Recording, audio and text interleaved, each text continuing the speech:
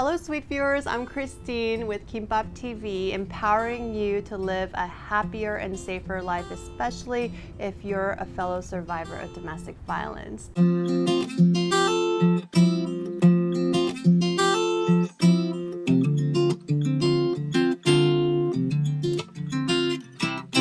Today, my friend Chudi is joining me because she is helping me to really normalize this conversation about domestic violence. It touches every one of us in ways that we may not even have realized. Yes. In fact, I have to admit I haven't frequently talked about it. It's not, a subject that is often open and whatnot. So I want to know your experience. Because I have visions of what it might mean, from things like Burning in Bed with Farrah Fawcett, movies and all that kind of stuff. So I'm sure there's a whole wide range of possibilities. So please tell me. Yeah, so with my experience, I was in a place in my life where my family was pressuring me to get married. And I was meeting the wrong type of people. They wanted me to marry a Korean guy. Okay. And so, or at least an Asian guy. And I wasn't meeting many of them. So I ended up going online and looking for my soulmate there.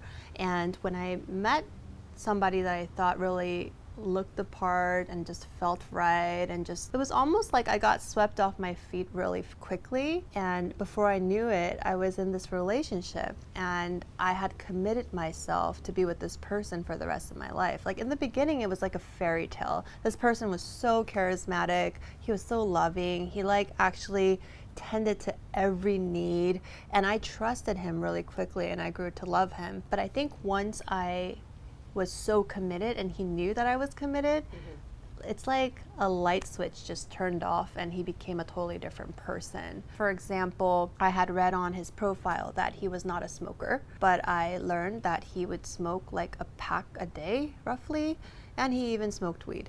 And so these were not things that were clearly communicated to me in the beginning of our relationship that was really important to me. And when I brought it up, suddenly it was my fault for bringing it up and for judging him and for not being open enough, when I just simply said, on your profile you said you never smoked or you didn't smoke at all, and I'm just seeing this, I'm just asking, why did you lie? Or something along those lines. And he got very defensive and turned the blame around on me. I started seeing cracks in his story, and every time I brought it up to question him about it, then I would get yelled at, or it would be somehow my fault. And so that type of verbal abuse, I guess, escalated into more and more serious things over time. I'm sure it's uncomfortable to talk about that, but what were the serious things? I don't even know how something like this escalates. Yeah. There were moments where I would just be left dumbfounded because he didn't like the fact that I asked a question, or he didn't like the tone in which I asked a question, and that would justify him. For example, if we were out at a restaurant, it would justify him to yell at the top of his lungs at me, stand up, and then get out of the restaurant. I would have to trail behind him, and then sometimes he would drive off without me. Things like that. When his anger issues kept getting worse and worse, from my perspective, there was this one time I had brought home to a place we shared some drinks. I bought some drinks and I laid them out in the kitchen. And he came home and he saw that, and then he asked me why I didn't put them away. And I said, well, I just wanted you to take a look at what I got.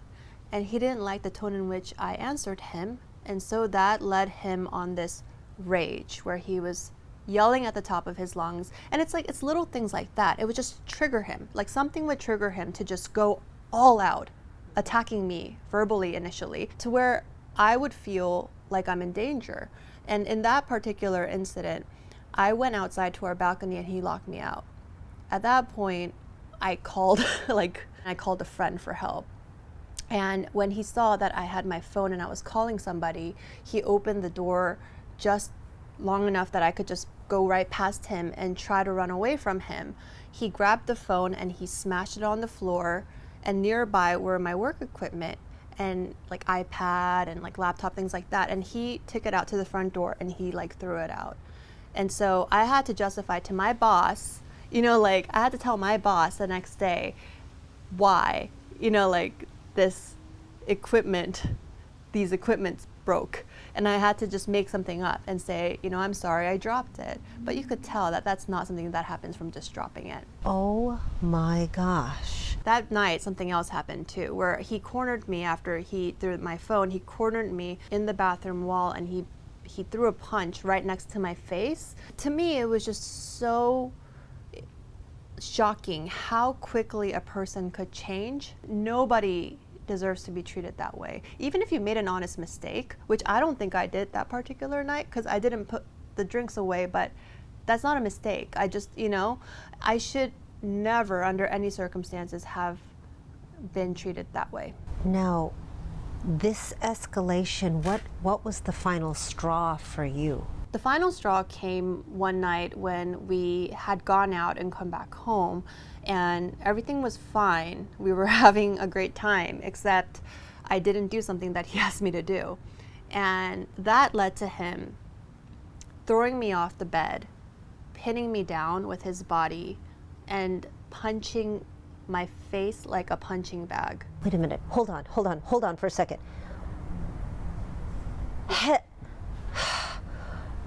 Now, was this the first time he had ever punched you? This just came out of nowhere. This was the first time that he like literally punched me in my face. About, I think a few weeks before that, there was an incident where he tried to drag me out of my bed and then in the process hurt my nose. But it wasn't like he punched my nose. So it was the first time that he intentionally like connected with my body in a way that was meant to cause harm. He had done other things in the past as well that led up to me seriously being worried about like where his head's at. Like one night when I was trying to sleep and I had upset him because I called him out on his weed smoking and that really, really bothered me. He came into my room when I was trying to sleep and he videotaped me trying to aggravate me without my consent.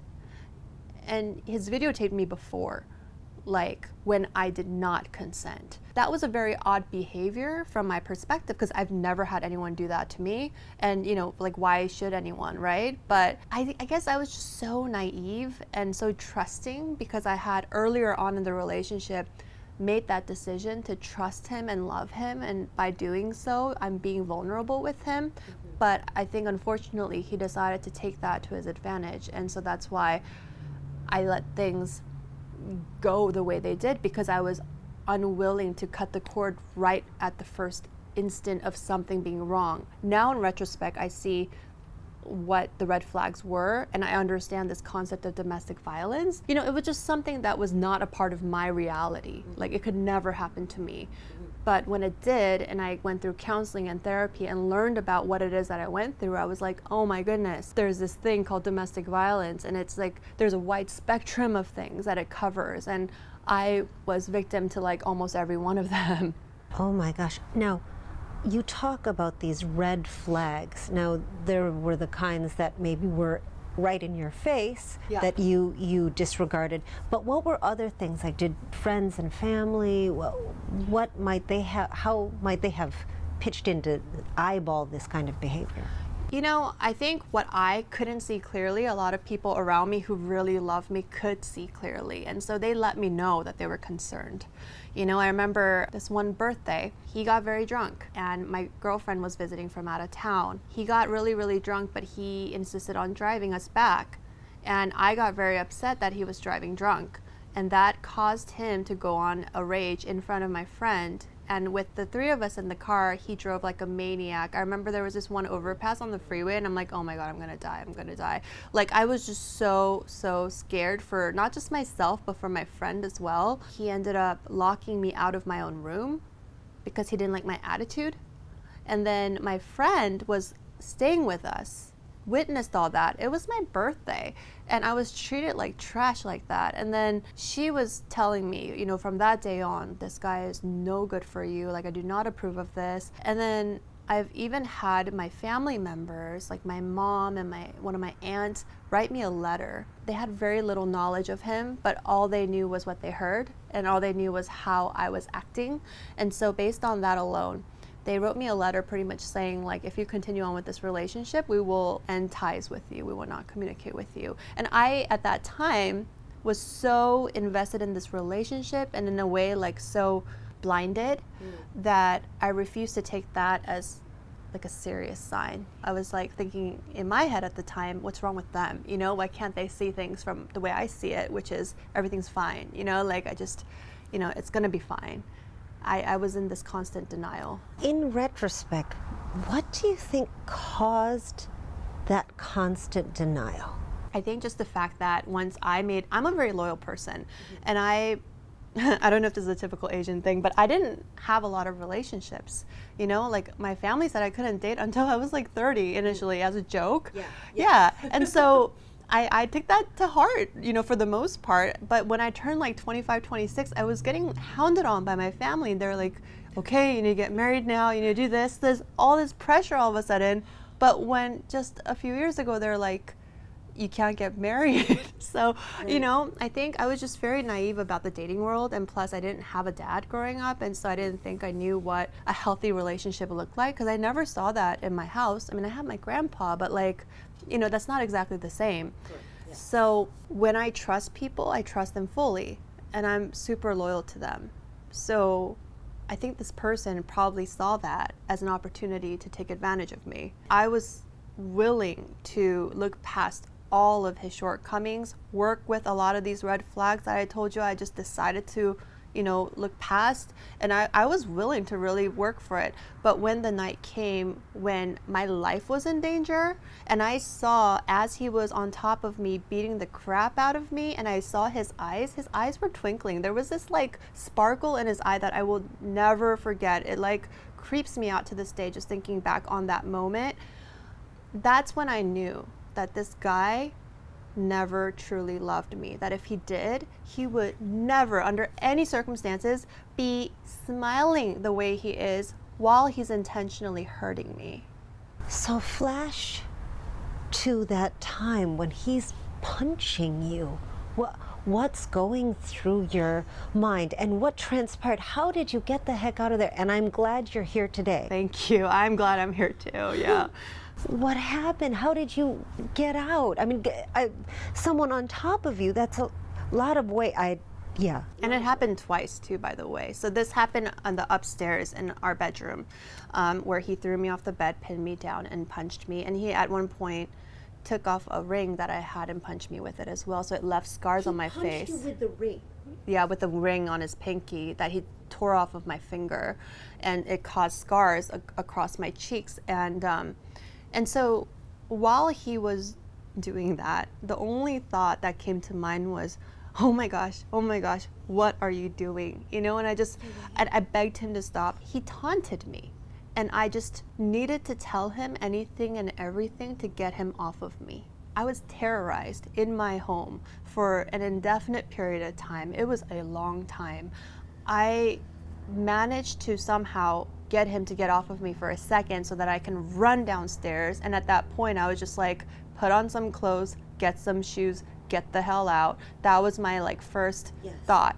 But once I was in the room trying to get my stuff, he got to me. And then he punched me and got me, like, and put me back on the floor. And then he started terrorizing me all over again, now on the first floor of our home.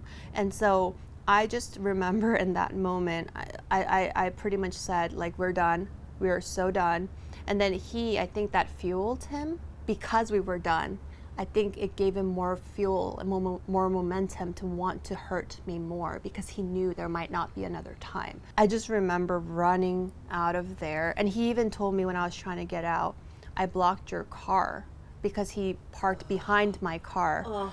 I told him I have my old car. It's not sold yet. It's like outside in the front. And so like I pretty much like took my old car, got out of there. I called my manager. My manager at work was like, do you have a friend? If you don't have a friend, I will come get you. I told him I had a friend, so he made sure I went to my friend's house. And then once my friend took one look at me, she called 911, and then I ended up in the emergency room. Oh my gosh. Yeah, it's like an episode out of Nightline. You know what I mean? Like, it just seems like so surreal now because I'm so displaced from it and because I've worked so hard on getting myself mentally back, to where I was, if not even stronger. But that was my reality. That was where I was at. On that particular night, I could have died. Like, that is what it comes down to at the end of the day, which is why I'm even like doing something like this. This is a very uncomfortable chat to have. It's not something I want to do. I'd rather us, chat about silly stuff over happy hour. I'd rather talk about things that are a lot less serious. But I feel like when that happened to me and I survived it, and doctors thought it was a miracle that I did not have any internal bleeding because they could not count how many contusions I had all over my head. And contusions are deep bruises, you guys. It's like, I had so much like head trauma that I couldn't go to sleep for nights because a soft pillow felt like 1,000 needles were just piercing through my skull. That's how bad the pain was, even with medication. And then on top of that, the PTSD of having survived like my terrorist attack. That was 2 times in my house. I would have so many flashbacks over months. Even now, sometimes I randomly get nightmares taking me back to that day, and I can't get out of it. And so if doctors think and truly believe that, it's a miracle I didn't have internal bleeding and that I'm still standing here, then why am I standing here? Like, what if I just took the story and took everything and just buried it? My story is not unique, you guys. This happens everywhere. This happens to so many Asian Americans especially. It happens to everyone, but I'm just saying Asian American because I am one, and I know, especially in our communities, how hush-hush this is. That's why I feel like I need to take this gift of life that I was given for the second time and like be able to do something about it, and to be able to share my story and to tell you my road to recovery. So I was going to ask you about that, actually. Yeah. How would you describe, walk us through the baby steps? They have to be such tender baby steps at first. How do you go on, walk us through that? I came back home to Los Angeles, and pretty much for the first couple of months, I couldn't leave the house. I couldn't leave my house because everywhere I went, there was a trigger. If I saw a certain make and model of a car, I'm like, oh my God, he's here. He's like following me. If I went to the grocery store and saw a can of Spam, I'm like triggered all over again. When I go to a bar and see basketball playing on TV, I would get triggered again. If I see a certain brand of alcohol that he was drinking a certain night, it would take me back again. There was nothing I could do. Everywhere I went, it was just signs and signs and signs. And so I had to hole up and just deal with it in my little corner for a long time. Did you end up going to some sort of therapy or, I'm wondering what kinds of help you were able to receive? Yeah, so a week after this incident where I almost lost my life, the doctor looked at me and she stripped me down and she counted all of the bruises and contusions that were still there after 1 week all over my body. And then she told me, promise me when you get to California that you're going to start therapy, because I believe that therapy is a huge part in helping you overcome all this emotionally as well as physically, but more so emotionally. And so I sought a therapist and she helped me to understand everything that happened, because I still at this point didn't. I would do workbooks, I would read books from other survivors, and then I would just start piecing together, wow, this is so common. What happened to me felt so isolating, but there was that sense of knowing, wow, this happens. So it sucks, but it's also good that I can read about it from other people's perspectives and learn how to overcome this, how to overcome that. So it was a step-by-step process of educating myself, seeking therapy, and then also just really putting myself out of harm's way, initially being outside anywhere. Yes. Now, talking about seeking help, your family and friends, Yeah. What can people do who are seeing loved ones go through something like this? As someone who has been through something like this, what's the guidance that you could give them? What should we do? It's a tough thing to say, but there's really no guidance you can give, just because if you didn't experience it too, you will never truly know. And so I think having patience is the biggest thing. Having patience and unconditional love. I think that was the biggest gift, was like people coming to just sit with me. And like they can't fix anything. But that's not the point. It's just I want someone else there that helps me to feel safe. And so when my friends who did take the time did that, it allowed me to feel a sense of love and kind of rebuild, that hope in humanity more than anything. This one evening I was super sad and my mom was like, "Did you eat?" And I'm like, "Nope." And she was like, "Do you want to go eat at Sizzler?" I'm like, "Okay." So then she came and picked me up, and then we went to Sizzler and I had Malibu chicken. And like, we didn't talk much, but it was just that gesture of like, "Did you eat?" Like, let me take you out for a meal. I know it's gonna be uncomfortable, but I just want to be there for you and just show you and spend this evening with you. That meant more than trying to fix a problem by saying anything or doing anything, I think that's something we all need to hear and to remember, because whether it be something like domestic violence or even, things that are much more benign, oh, I cracked my iPhone. I don't know. Sometimes it's like, don't try to fix, because there are something, the pandemic. Yeah. How do you fix that? You don't. No, you can't. But reaching out, yeah. Spending time. I mean, obviously during the pandemic, we might have to Zoom or video chat or something. But that's amazing that your mom was there for you, like a touchstone. Yeah. Sometimes it's company, like literally feeling someone's hand on yours, and it's a loving hand, not one that's angry or impatient. Yeah. And that's what we need. Yeah. So tell me, if you had a group of domestic violence survivors, maybe even someone who's going through it and isn't willing to admit it, yeah. What are a few things that come to mind that you might want to tell them? I think the biggest thing is that you're not alone, because I think when it happened to me, I felt so alone. And it's amazing how quickly people that you thought were your friends and were your supporters would leave you. That makes the pain worse. It's not just from your abuser, it's from everywhere. I think the trauma after your actual domestic violence incident, if you had a physical assault like mine, what happens afterwards could be equally as traumatizing, if not more.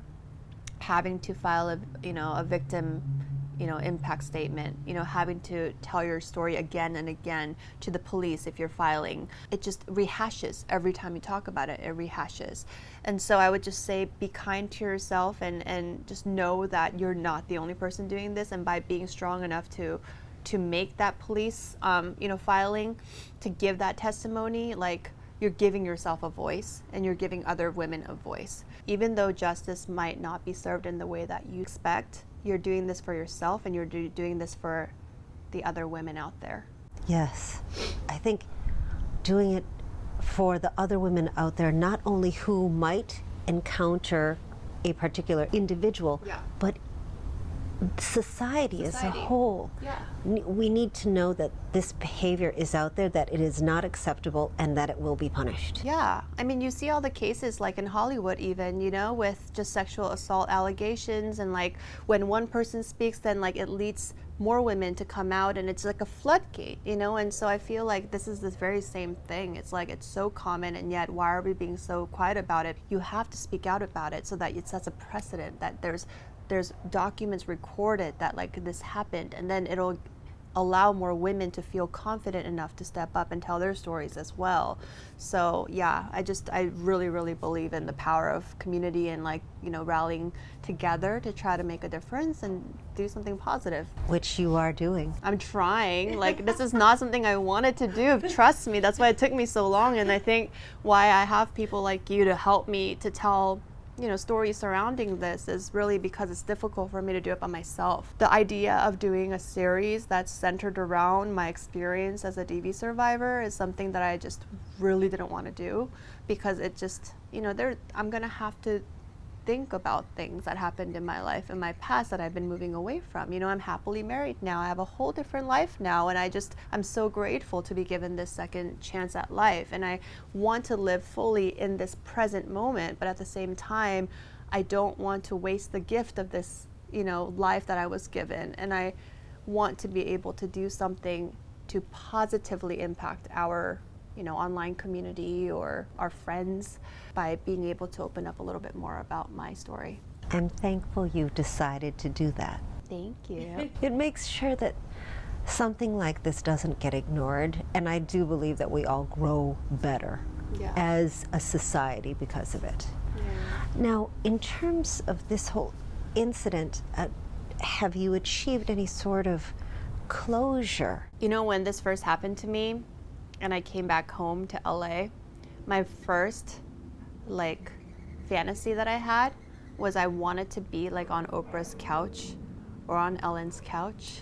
I just wanted to sit there or jump on there or just scream from there going, this is what happened to me. I just wanted the biggest audience I could possibly get to let people know that something so unfair happened to me. And I was so on fire about wanting to give myself a voice. And I don't think I ever expected an honest apology from him, and I never got one. And so that's okay, because I just know that if he were to genuinely apologize, then that means he would have changed as a person, because the person he was would never do that. The last time I got to see him, I told him I wanted him to burn in hell. And that's how I truly felt. Forgiveness is a very difficult thing. I think the true closure comes when I'm able to forgive this person from my heart.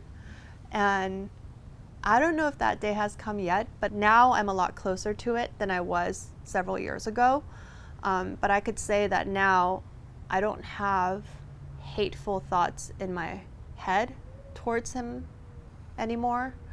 At the same time, I don't totally forgive him, because what he did is so wrong. But I know that I won't be truly free until I learn to forgive.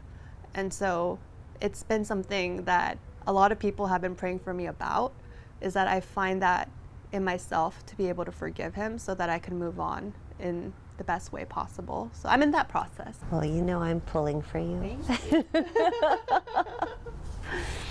Is there anything else you'd like to share? I think maybe just the fact that life goes on. A lot of people have asked how can you trust again? How can you love again?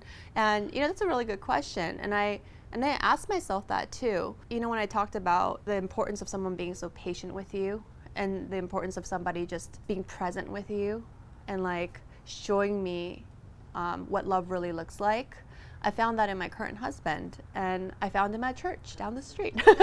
So I was able to trust and love again because my husband, he is so kind and gentle and forgiving and patient and just everything that the Bible talks about. Love is kind. I love how he's able to take my brokenness and still make me feel beautiful. So it's not I have to change or get better, or I have to do this, like my ex would always say. My husband accepts me for just, the person that I am. I told him in the beginning of our relationship that I'm damaged goods, because that's how I saw myself. And he was like, no, that's okay. He didn't care.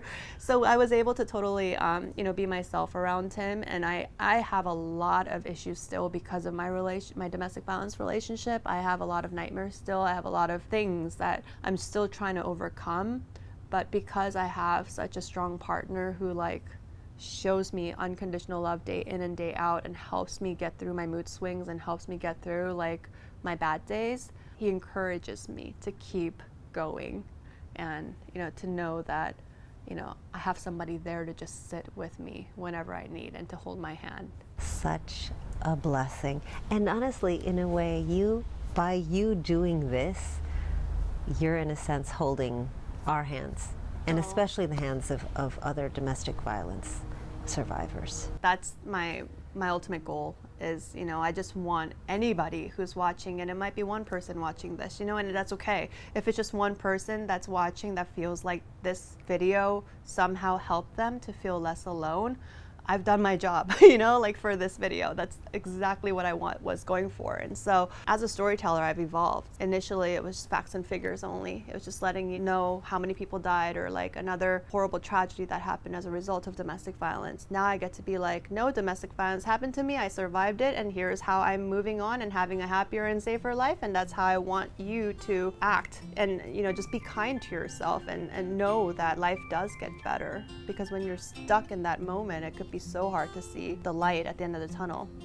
Thank you guys so much for being with us and for having an open heart, just wanting to learn a little bit more about my story as well as this topic in general. I'm doing what I can to normalize this topic of domestic violence. I know it's not easy to talk about or easy to hear, but I think it's really important.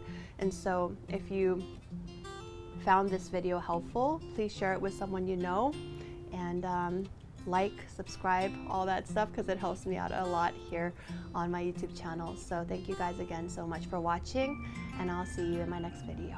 Bye.